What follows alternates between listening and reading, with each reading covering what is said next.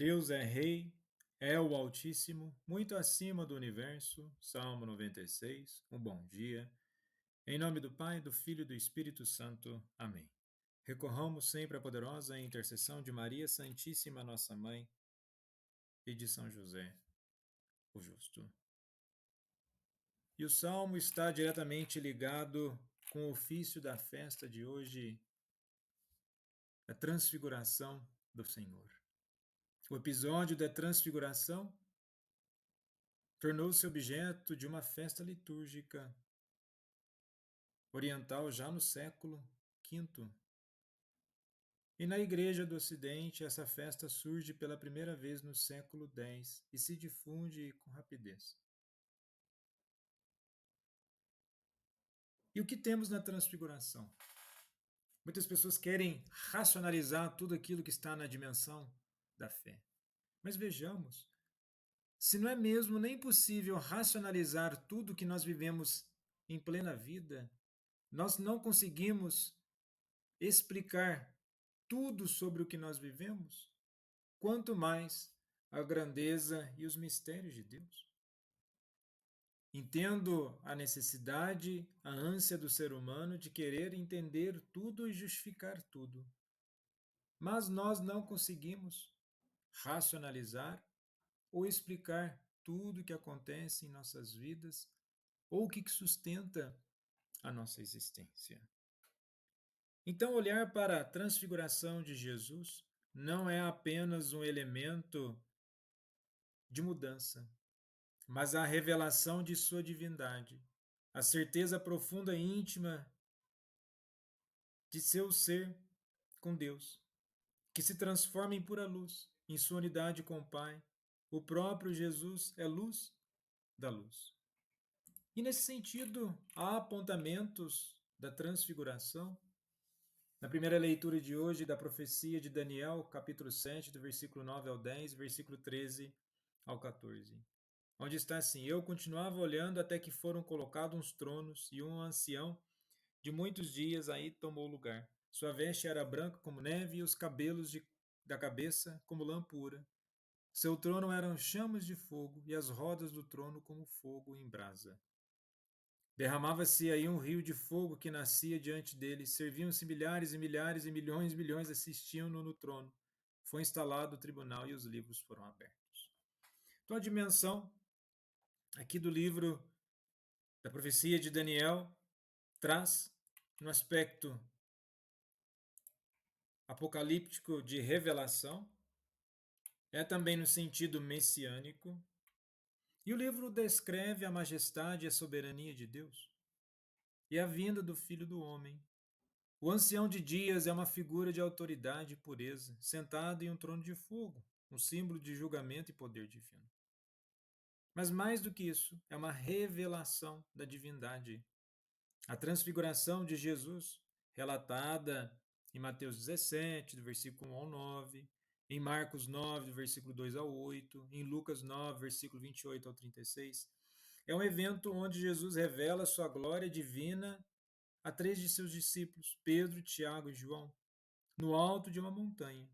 E durante a transfiguração, o rosto de Jesus brilha como o sol e suas roupas tornam-se brancas como a luz.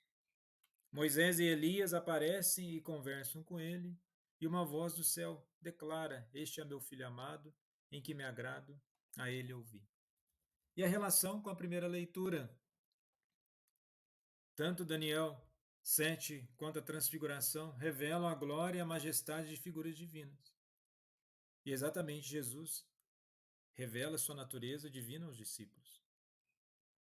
Jesus frequentemente se refere a si mesmo como filho do homem, e a transfiguração reforça essa identidade. A voz celestial, a voz que declara a filiação divina de Jesus e a revelação de poder e autoridade. É uma autoridade em si mesmo, enquanto Senhor, enquanto Messias e Rei, mas ele se revela. E é exatamente o evangelho de hoje, em Marcos 9, do versículo 2 ao 10, traz uma dimensão de que qual a importância da transfiguração na nossa caminhada de fé.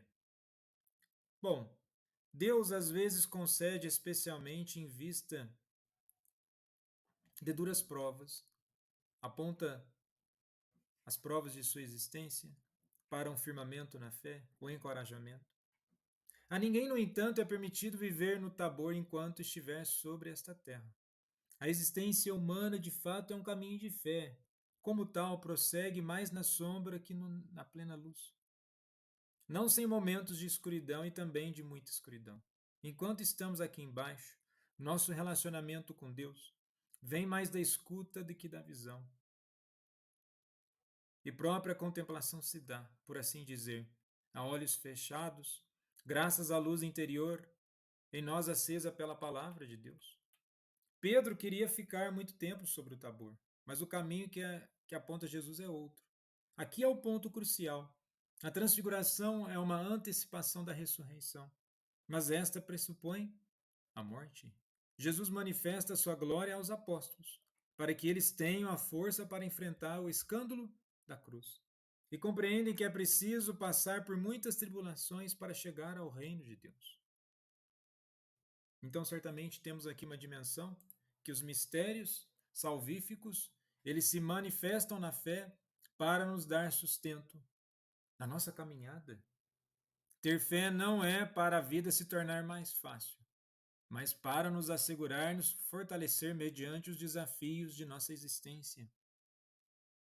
E todos nós passamos por desafios, tentações, tribulações, perdas, sofrimento.